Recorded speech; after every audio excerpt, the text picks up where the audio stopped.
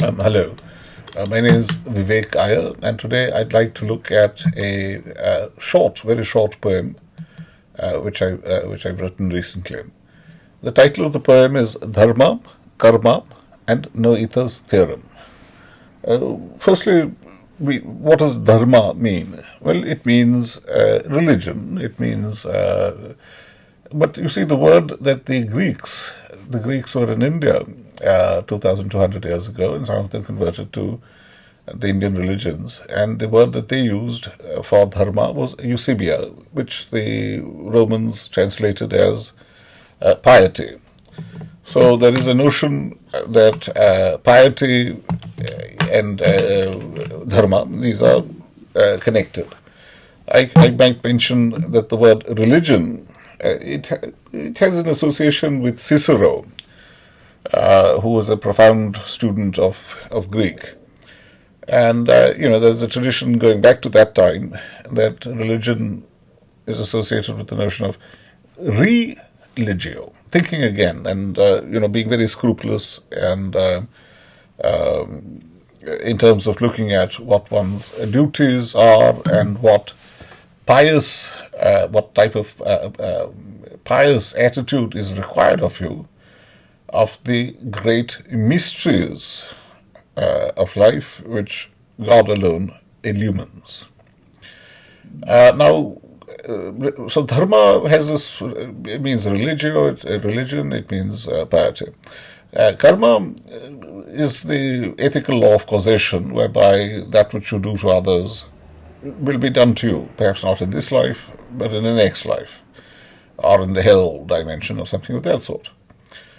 And now we come to Noether's theorem. Emmy Noether is one of the most remarkable mathematicians of the early part of the 20th century.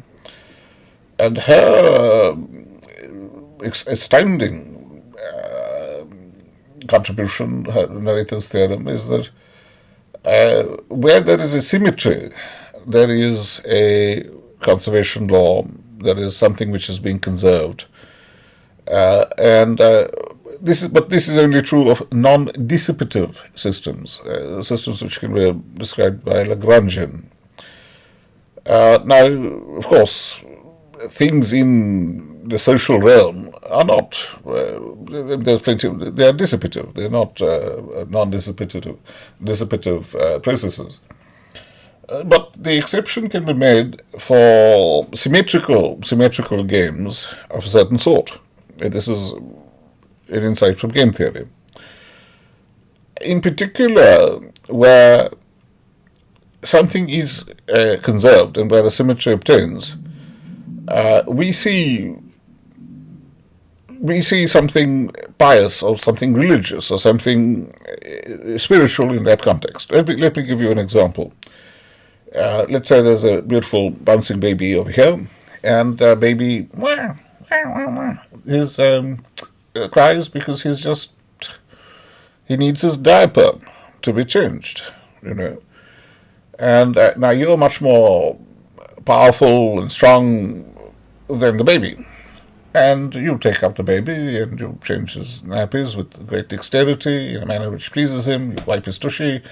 He's clean and he's restored to the company where he can climb onto people's laps and he can, Now, you see, this is a symmetrical situation in a certain sense, in that you are paying a price, but you're getting a benefit of at least equal value, which can be divided with others, so that ultimately there is a symmetry here. What the baby gives back is equal to what he takes.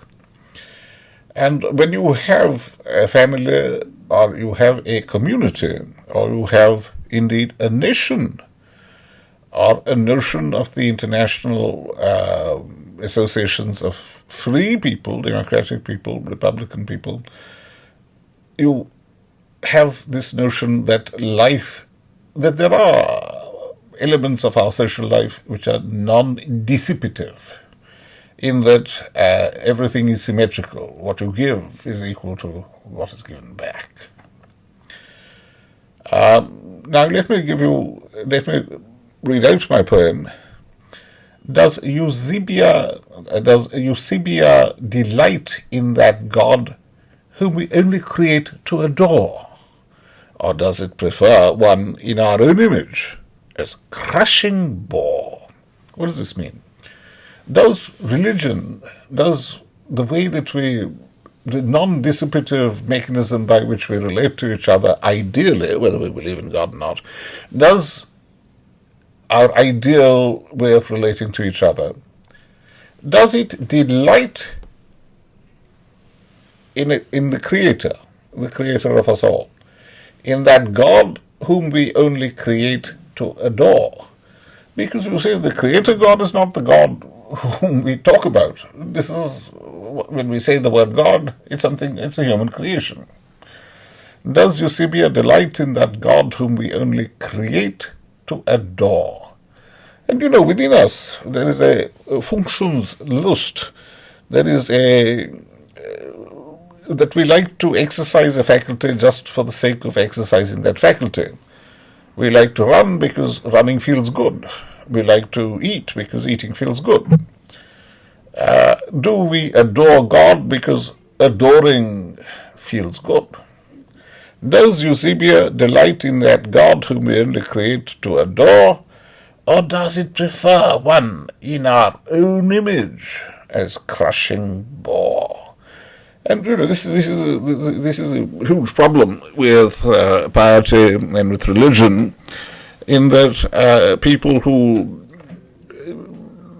adopt that as a profession, they are so boring, they're so stupid, they are so ignorant, and their God is in their own image, as William Blake observed over 200 years ago.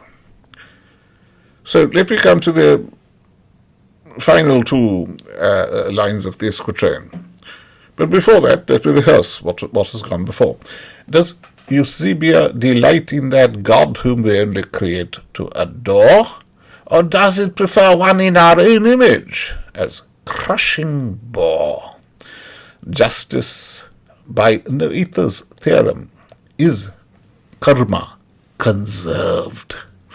What just is dharma by heaven preserved.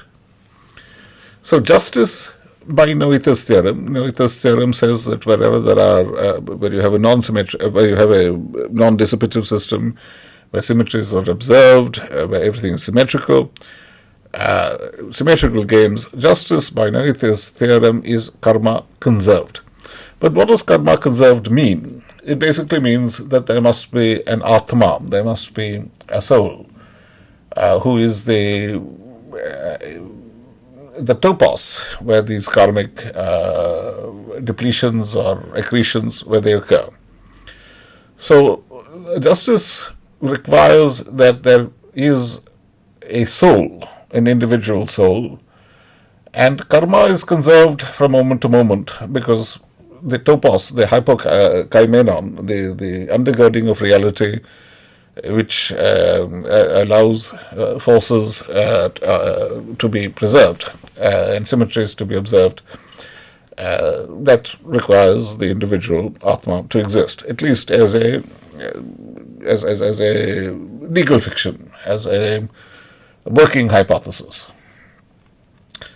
But when we look at the Buddhist conception of dharma, because the Buddhists, you see, they have the notion of kshanika vada, of a momentary universe, because they want to say that the self is empty. The soul, let's not worry about the soul. The self itself is empty. Everything is empty.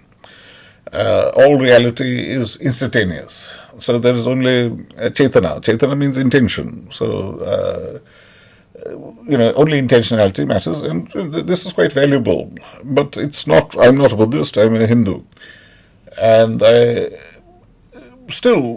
want to pay a tribute to Buddhism because of the way that they turned the word dharma into dhamma, which means something which is preserved, which is like an atomic substance.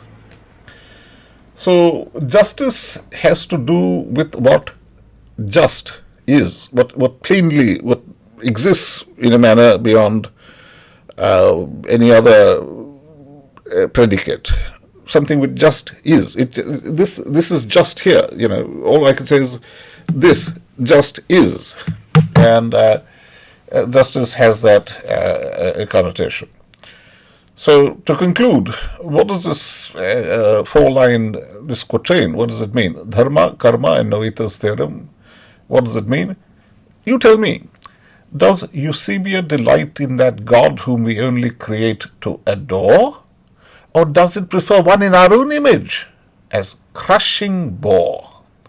Justice by Noether's theorem is karma conserved.